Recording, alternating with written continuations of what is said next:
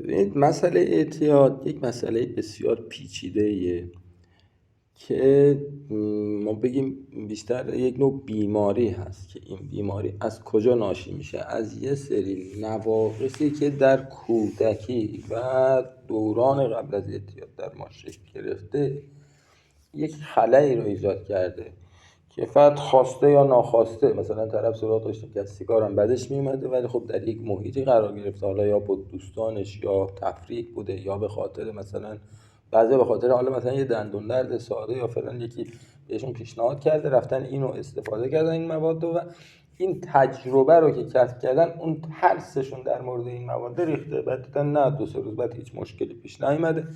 تو بچگی مثلا همه ما این ذهنیت رو داشتیم که اگر مواد رو مثلا تریاک و مواد مخدر یک بار هم استفاده کنیم بهش وابسته میشیم. خب بعد یه بار که استفاده میکنیم نه بابا اینجوری هم نیست و یک حال خوبی و سرخوشی حالا کاذب یا تسکین موقتی بهش میده، به آدم میده که انسان گول میخوره. بعد چند بار هیچ معتادی رو سراغ ندارید شما که همون سری اول که کشیده یا مصرف کرده از فرداش معتاد شده باشه. بس سالها ماهها و سالها به این روال هست هر وقت دوست داره استفاده میکنه و بعدش دوباره مصرف نمیکنه، مثل اینکه مثلا یک آب میوه خورده مثلا. خب این همچین حسی رو که درش ایجاد میشه به این باور میرسه که آقا من معتاد نمیشم و هی میره جلوتر میره جلوتر تا یک جایی که دیگه نمیخواد که مثلا اینو بذاره کنار، یا میگه آقا من 1 ماه مصرف میکنم 2 ماه مصرف میکنم بعد مصرف نمیکنم من که میتونم. و همه اونایی که مصرف داشتن میدونن چی میگم، قشنگ کاملا متوجه میشن چی میگم. و متاسفانه به یک مشکل تبدیل میشه و چی کار میکنه؟ سیستم عصبی و سیستم گوارشی و سیستم بدن رو دچار تغییر و تحولات و تخریب‌های جدی میکنه که دیگه یه زمانهایی میرسه که ترک واقعا، نه اینکه ترک نکردن، بارها ترک کردن و رفتن دوباره سراغش، حالا دلایل مختلفی داشته. و این همه کمپین ترک اعتیاد، گروه‌های NA، روش‌های سم‌زدایی، متادون درمانی، انواع و اقسام روش‌ها مثلا ایجاد شده، اینا نتونسته که این مسئله رو ریشه کر بکنه و یک مسئله نیست که ریشه کن بشه. ولی خب یک معضل هست و واقعا سخته برای هر انسانی که هم خودشو و دوران طلایی عمرشو میذاره و هم خانواده‌شو تحت تاثیر قرار میده. ولی این نیست که نه نمیشه ترک کرد. ببینید سم‌زدایی یک بحثه، خب 3 روز 4 روز نهایت 5 روز این سم‌زدایی از بدن انجام میگیره و تمام میشه میره. ولی خب اون اثراتی که داره مثل بیخوابی، عرضم به شدن رعشگی، تشنج، بیقراری، افسردگی و برای افراد متأهل اون مسائل جنسی که ایجاد میشه، مشکلات گوارشی و بیماری‌های پنهانی که در طول مدت مصرف میکردن اون درداشون خفیف بوده متوجه نمیشدن، به یک باره وقتی که ترک میکنن اینا میاد سراغش. خب خیلی عوامل دست به دست هم میده که سخت میکنه کار ترک اعتیاد رو. ولی یک روشی هم هست که به قول روش تجربیه، من بگم آقا مثلا فلان دارو، اصلا ما با دارو سر و کار نداریم، دارو فقط برای 3 روز 4 روز 5 روز سم‌زداییه و این دارویی هم که ارائه میدیم کلا کاملا گیاهیه. نمونه مشابهش هم تو عطاری یا تو هر خونه ای هم الان هست، ولی الان من بگم مثلا آقا شما برو این ترکیب و این ترکیب انجام بده، شما نمیتونید اون ترکیب انجام بده چون اون بازدهی که باید باشه رو نداره.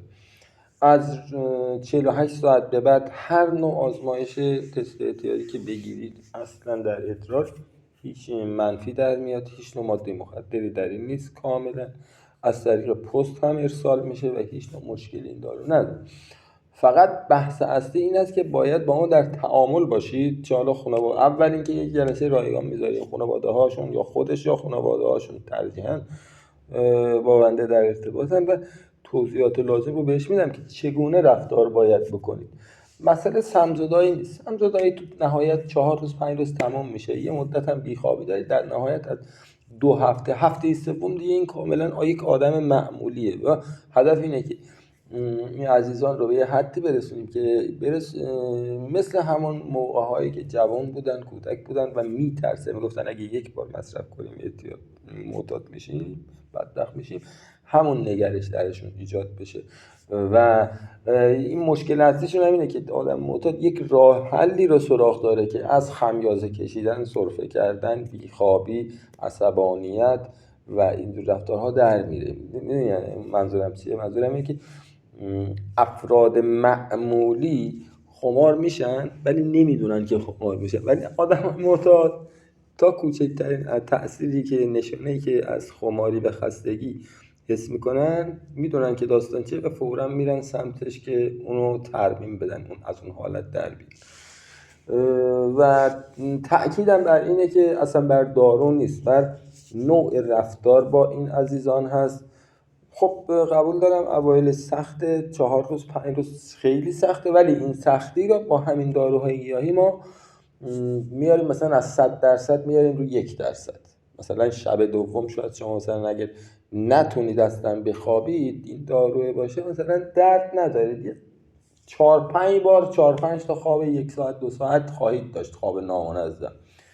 از روز 4 بعد خوابتون میاد سر جاش. به مرور زمان تا روز 17 18 20 در نهایت هر نوع مواد مخدری که باشه، البته مواد مخدر سنتی میگم، تریاک و شیره و متادون و هروئین و اینا، ما اصلا در مورد مواد مخدر صنعتی و روانگردانا و شیشه و بنگ و حشیش و گل و اینجور چیزا صحبت نمی کنیم.